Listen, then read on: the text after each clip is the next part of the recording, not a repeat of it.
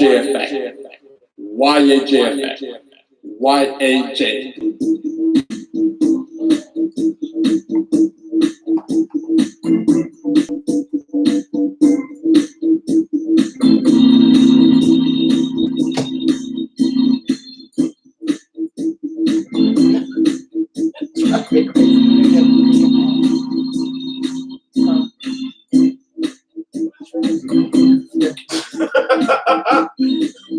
Hey everybody, how y'all doing? It's Saturday night.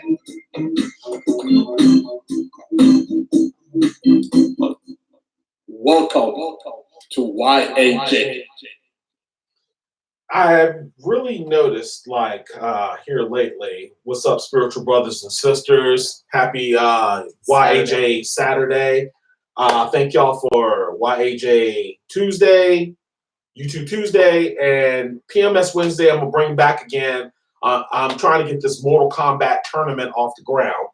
Also, I love my kids and my grandchildren. Guys, I know everybody's been paying attention all week long to this verdict. And for those who don't understand, and, I'm going to do a segment on Tuesday, the best way I can, about Amber Geiger. You got to understand also is this is not a full-time job for me because I have to work to pay bills. So I will try to do it the best way I can. Also, what I want to make perfectly clear was the reason why I was upset about this whole verdict was, for me, if you come from a small town or coming through the 80s, or if you've dated someone of the opposite color or the opposite race, and, the whole thing about it is for me, it's not a racial issue. It's a judicial issue.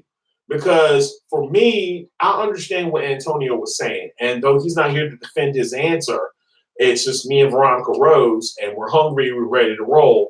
But the whole thing for me is this.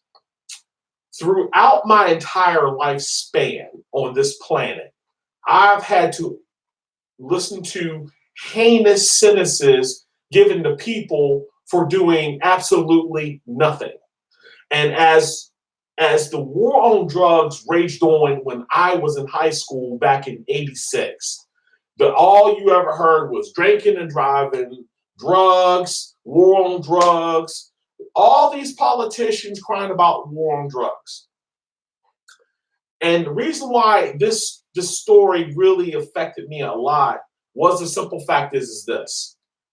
There was a story in Texas, it came on the news, that someone was caught stealing a pack of bubblegum and received a 99-year sentence. 99-year sentence for in a piece Texas, of gum? Because Texas is always having harsh crimes. And to see this judge hug this woman, the jury in tears, all the stuff going on and how he forgave her, that, something, to me, and it's like I said, it's not a racial issue. You just had cases on TV, specials on TV about people getting wrongly convicted. A young man jumped out of a window in New York, 19 years old, 3 years in prison for a backpack. He jumped out the window and ended his life because of a backpack. And they stuck him in there when he was 16 in solitary confinement. Well, that's not good.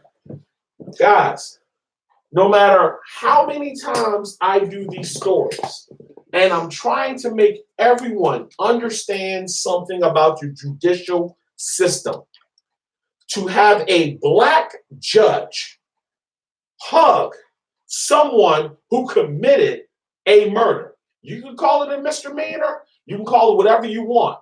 Because the problem that I have is Trayvon Martin, who was a 17-year-old child, minding his own business in Florida, lost his life behind George Zimmerman.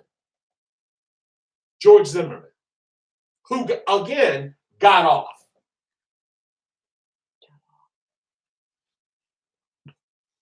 Like I said, on YouTube Tuesday, I'm going to talk a little bit more about it. I'm not trying to, because I've been pissed off all week.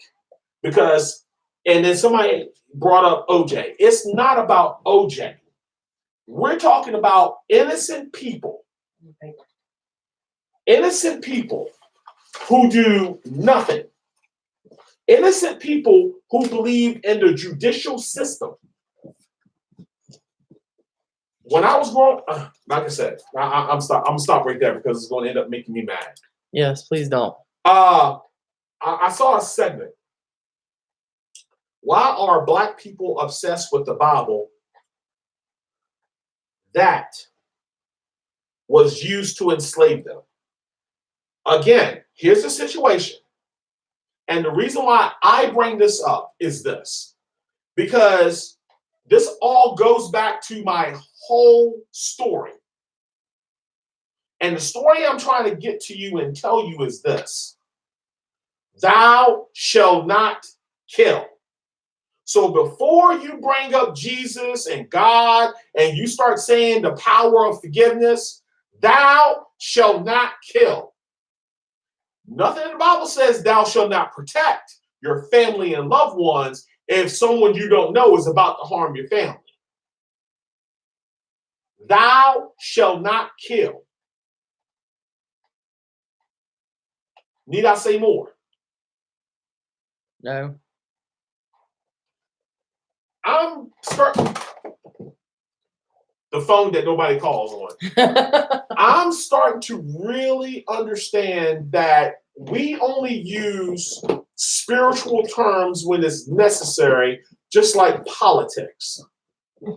Because you can say whatever you want about the Bible, politics, judicial system, but when someone in your family is killed, the first is murder.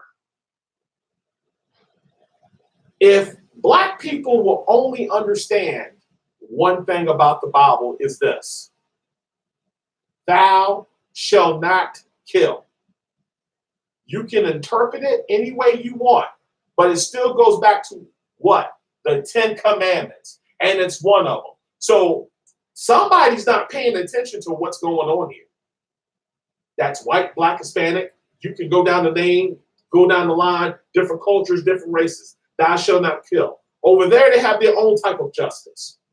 You don't want to get involved with that because these people will literally kill you in the street if you break one of their commandments or their commandments. What I'm trying to tell you is this, and then I'm moving on because I'm getting hungry, is I'm a little upset with the ACLU and the NAACP who's not stepping in at all or trying to say, hey, there's a problem with the sentences here. You're sentencing young Black men, Hispanic men, young white men.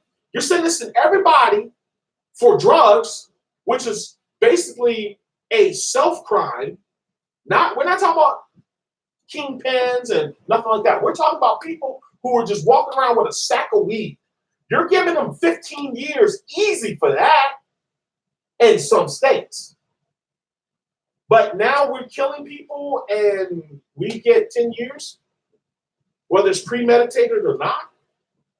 I don't know about y'all, but like I said, the state of Virginia, believe me, you're getting 25. No, you need to pick and choose. I mean, okay, I know stealing is not good and this, that, and the other, but you need to pick and choose the sentences for the crimes. You know, you got worse crimes out there that should be sentenced a lot worse than what you're getting sentences for the little small things. You know, in some countries, you steal, they cut your hand. You lie, they cut your tongue. You rape, they take care of that too. And there's some countries that they will, like one of our people from, I think, our country, don't quote me on this, I don't know this for sure, but I do know about the Canaan, they caned them for doing something in another country, even though they were part of our country. You pay the crime, you do the time, you pay the crime. So, and if I accidentally and ran over a ex-girlfriend with my car and said it was accident because the brakes failed, I still pull that time. I don't care what y'all say. I don't care what you say. Yeah, they'll check the brakes to make sure the brakes weren't failed. That's for I'll sure. talk more about it on Tuesday because, like I said, this has nothing to do with OJ. For me, it has nothing to do with OJ. I'm tired of seeing these children dying on the streets, and the people who commit these murders are getting either no time or less time. I'm tired of it. I'm tired of it. Well, I just want y'all see me keep moving and leaving. I'm going to the other computer so I can see. But I thank Melissa, Jeffrey, Tara, What up, Dennis, Melissa? and Mojo, JC. Thank y'all for JC was on? for tuning in and watching us. We're not getting This out is my yet. rifle. This is my gun. This is down here is all for fun. Holla! But yeah, I'm glad y'all tuned in, and hopefully y'all come back. YAJFA. Well, you two Tuesday? YAJFA. Melissa, Jeffrey, YAJ. Tara, Dennis, and Mojo. And to all my family and friends that are probably watching. They're not. How do you know what I'm You don't know. That's Veronica Rose signing out on a Saturday night. I'm hungry, y'all. Y'all stay safe. I'm going to eat. So peace. So peace. Oh, what am I on? YouTube? I don't know what you're doing. That's why I went over to check it. Because I don't think you're. That's Facebook. And I got Dennis. Bye. Have a good evening. Welcome to YAJ. Welcome to